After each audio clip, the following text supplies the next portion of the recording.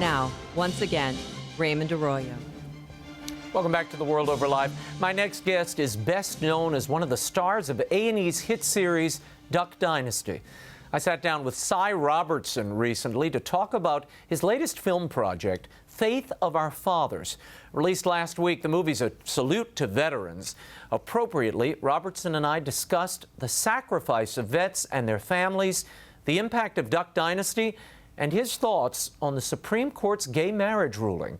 Here's my interview with Si Robertson and actor Kevin Downs. I want to go back a little bit to your childhood and your background. Of course, the Robertsons are now beloved. I didn't realize that your father fell off a rig at one point.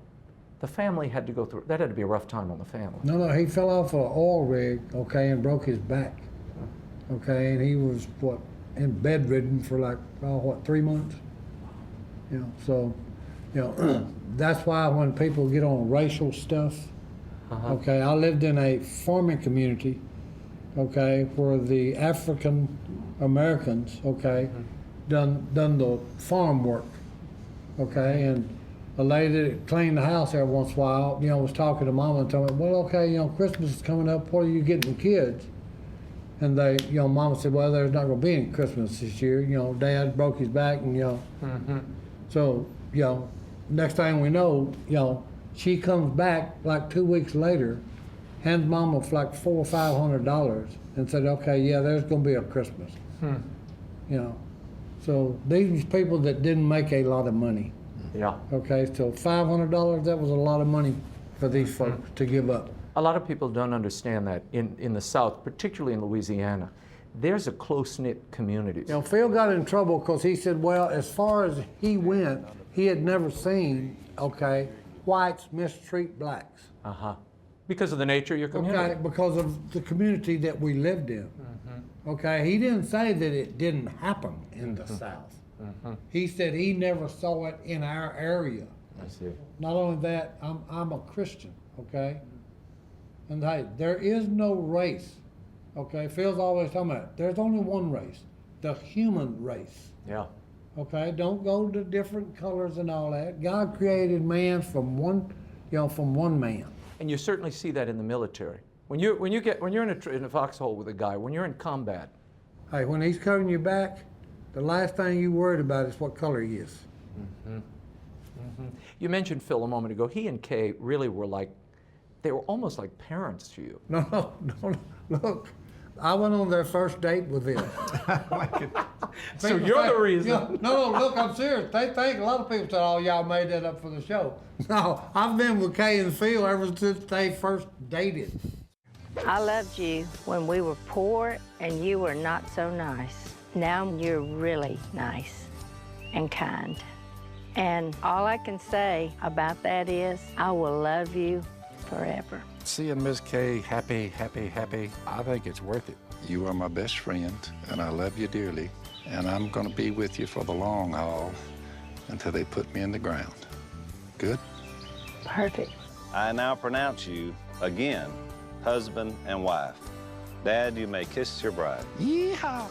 And that's what I'm talking about, Jack. The only thing was missing was Al's beard. All right, folks, let's get down and party. So you're like the chaperone forever. Yeah, Mom said, Phil said, me and Kay's going out, on the first date. Mom said, take your brother. He looks at Mom, I'm going on a date with a girl. Tell me, take your brother. And that was it. Yeah, that was it. I didn't realize that you had spent 24 years in the military. What made you sign up after Vietnam, which couldn't have been all sunshine and roses? What made you go back afterward? Well, look, the military was good for me. I needed structure, and hey, the military gave me structure. Besides that, I got out a couple of times and tried some other junk, and hey, I was miserable. Okay, and my wife just finally come on. I come one evening, and I had a bad day, and she said, "You was way more happier in the military, darling." So get back. And I got to thinking about it. It took me a couple of weeks. I got to thinking about it. I was happier in the military. Why did you want to be a part of this film as a Vietnam veteran? You saw so much. Why did you want to be a part of this Faith of Our Fathers? Well, when they asked me to be part of it, okay, they told me what they had hopefully what the film would produce or what they wanted the film to be about, okay, for the audience to get, okay? And one of the things was, okay, we want to honor veterans, okay, especially those in the Vietnam War, okay? Because look, they wasn't welcome home. Right.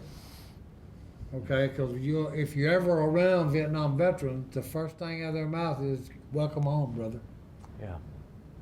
Okay, and I got chill bumps when I said that. Yep. Okay, because like Franklin Graham has got a real good ministry where he takes wounded warriors and their families up to his lodge in Alaska. Right.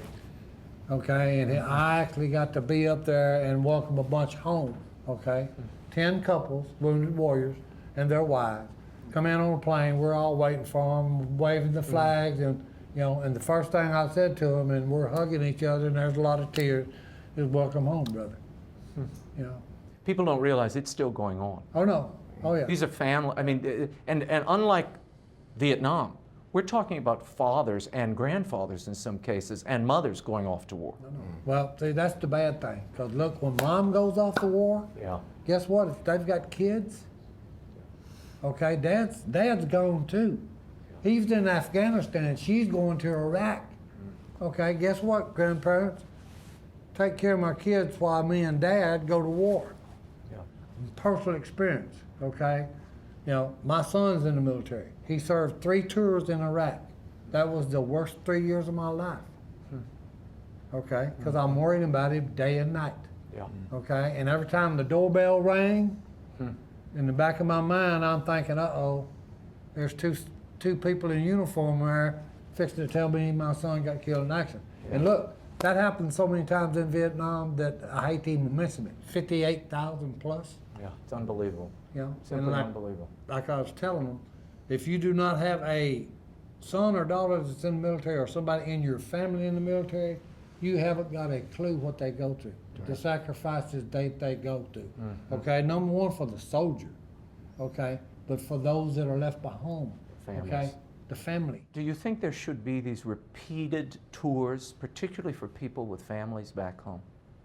Well, see, that's unfortunately, that's one of the things we've reduced the armed forces so low.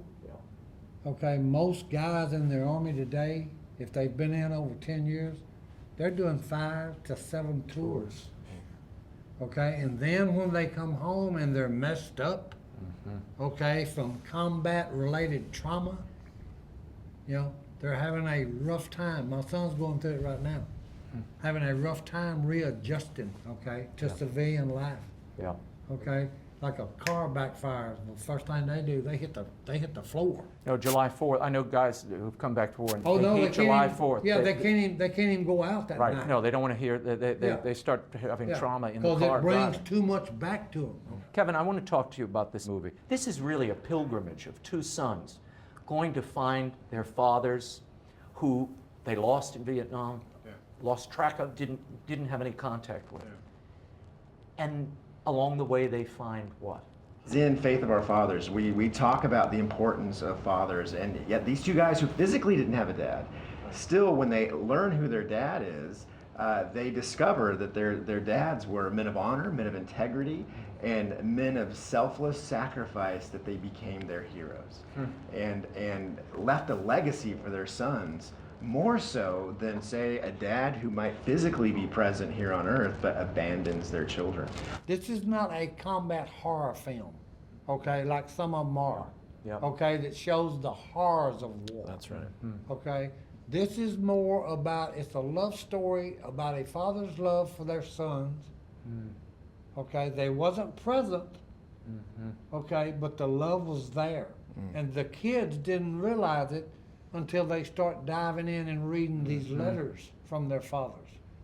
Okay, and then when they actually start to find out about who they are, okay, it fills that hole, or it heals that wound that they've had in their heart. Part of this message is about the healing power of God in lives, and how he uses events, even tragedy, to bring about that healing. And the neat thing about it is it portrays the gospel. Okay, and it does it in a good way, okay? Because look, if you're facing death every day in a combat situation, the gospel would be a good thing to hear. Yeah. You know what I'm saying? Yeah. Okay, and it's good to know because the film brings it out, okay? We've got a Heavenly Father, okay? He's perfect, okay? And He loved us enough that He sent His Son for us, okay?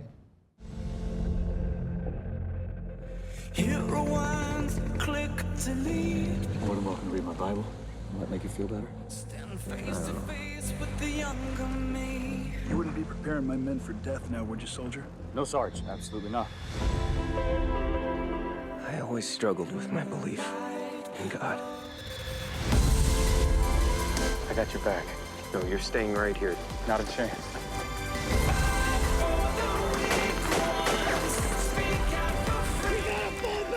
I got you covered! Go!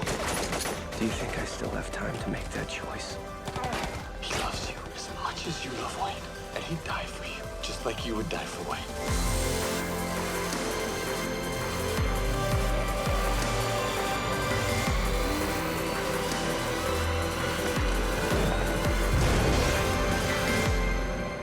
You and me here is temporary. But paradise with him is eternity. Duck Dynasty had its 8th season premiere. You all were #1 in your time slot. I want to talk about how this show has changed you. Has it changed your faith or appreciation for it at all? It hadn't changed, okay? What it's done is given us all, okay, our whole family, okay, a platform to preach the gospel. Okay, and look, and Phil, he had said years ago, and we all laughed at it when he said it. He said, boys, before it's over, we're going to be in Hollywood. Okay, and we all busted out laughing at him, okay? Because he said, hey, you know, when they started talking about, well, you know, they was asking, well, what's this show about? He said, it'll never work. You know, it'll never work. So when they was asking about, well, we're going to do it, and they was talking about what was going to be in or out, you know. Well, Phil just reached down there beside him, okay, picked his Bible up, and he said, hey there, Mr. Director. You know, he said, is this in or out? You know, and the guy said, what are you talking about? He said, hey, the Holy Bible, is it in or out for the show? And the guy said, well, is that in your life? And Phil said, this is my life, Jack. You know, and the guy said, well, it's in then. So, you know, Duck Dynasty has gave us a wonderful platform, okay, to preach the gospel. Because, you know, and the fans, okay, I've got a thing in my pocket, and look, in every event I go out with, reading it, it's shopping in heaven's grocery store, okay, neatest thing in the world, okay, the end result of it is, you know, this guy's shopping in the grocery store, and he's getting all this stuff, you know, you know, the Holy Spirit is everywhere, you know, and he's getting songs, and he says, well, okay, there's a prayer, I need that, you know, and all this stuff, I need grace and mercy, and oh yeah, you know, oh, I need this, you know, love, you know, I need, you know, I'll get enough for me and you, salvation, you know, and then at the end of it, when he goes up to the counter and says, sir, how much do I owe you? And he said, oh, no, you just take it everywhere you go. And the guy says, no, sir, how much do I owe you for all this stuff? And he said, you don't owe me nothing. Jesus paid your bill a long time ago. Okay, which is true. And I always do it at an event after I've told them the sins I've done and God forgave me. I said, hey, that's the neatest thing about all this. Jesus did. He paid my bill a long time ago. He picked up the tab for me. What do you think is the cultural impact of having this family appear every week, and every time, the end of every episode, you laugh, you cry, but at the end of every episode, they all come together. Oh, no, They pray we together. even get mad at each other, okay? Yeah. Yeah. But hey, that's Some the more thing. than others. Oh no, more, you know, sometimes more than others. You know, because that. Willie Robertson, reporting for duty. Jim McGrew, glad you could make it today. Oh, man, I'm excited. I can't wait to the mean streets as an honorary law dog today. This thing's gonna be awesome. Hey, officer, will this thing take a shotgun blast? That's not awesome. What are you doing here? It's boring at the duck call room. When I was invited by the West Monroe Police Department to do a ride-along, I don't remember anything about a +1. How'd you get that jacket? Hey, he had an extra one. He got here first. Hey, look, custom made tea glass holder. Hey, look here. After Nam, hey, I was almost a cop. Well, if the shooting starts, I'm getting behind you. Hey, I'm ready. Stay in the car. The problem was, hey, they wouldn't let me carry a gun because my fist was already registered as lethal weapons. Hey. This is a bad, you're Wait in a the minute, back. no, hey, I got a shotgun, Jack. Hey. Look here, what am I gonna do? Ride around in the back looking like a depraved criminal? No, not this boy. Sir, I should really be riding in the front. You sure you don't want to put him back here? What's this do? Man, please don't touch that. Let me see that. Stop or we'll shoot. Si! Quit messing with stuff. Hey, pipe down back there. Hey, shut up. But anyway, you know what the most thing we're thankful for? Every one of us. Tell them, man, we love you prayer at the end of every meal. You show you're sitting around a family, you just had a big argument over something, and the next thing you know, you're sitting down having a meal and feel praise. So what is the impact of that? When that reaches people who maybe don't believe at all, what do you think is the impact of it? I don't believe there's no such thing as an atheist. Okay, because look, you put a fella in a bind, okay, and I mean a death or life situation. First thing he's gonna do, if there's no one around, he's gonna look and say, please help me. Okay, and not only that, you know, if there is an atheist, well, I got news for you. Every time you write down and sign a check and you put the day's date on it, you've just stated that Jesus Christ walked this earth. Because AD, baby. We're telling time by it, buddy. If you've got a better story, okay, I've got a man named Jesus Christ that paid for every sin I will ever commit. Okay, not only that, he takes care of my sin problem, all right? When I die, one of these days, he's going to resurrect me. Okay, I'm coming forth from the ground, and I'm going to live again, all right? If you've got a better story, I live in West Monroe, come see me. I would love to hear it. Let me ask you this before I return to the film, which I have to. What did you make of this Supreme Court ruling last week that found a constitutional right for gay marriage? Number one, okay, I don't need a Supreme Court judge, okay, to tell me or to define marriage for me. Okay, I'll let the Almighty do that since he instituted marriage. It's between a man and a woman. Okay, period. God said it, I believe it. Let's return to the film. What do you want people to take away from this movie? And those who perhaps don't have any veterans in the family, they've never served, what do you want them to come away with? Our Creator is the father to the fatherless.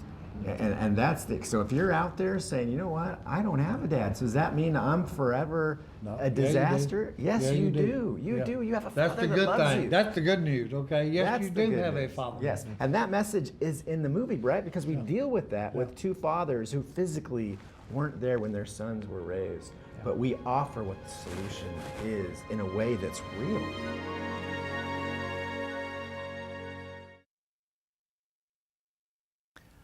Faith of Our Fathers is in theaters everywhere.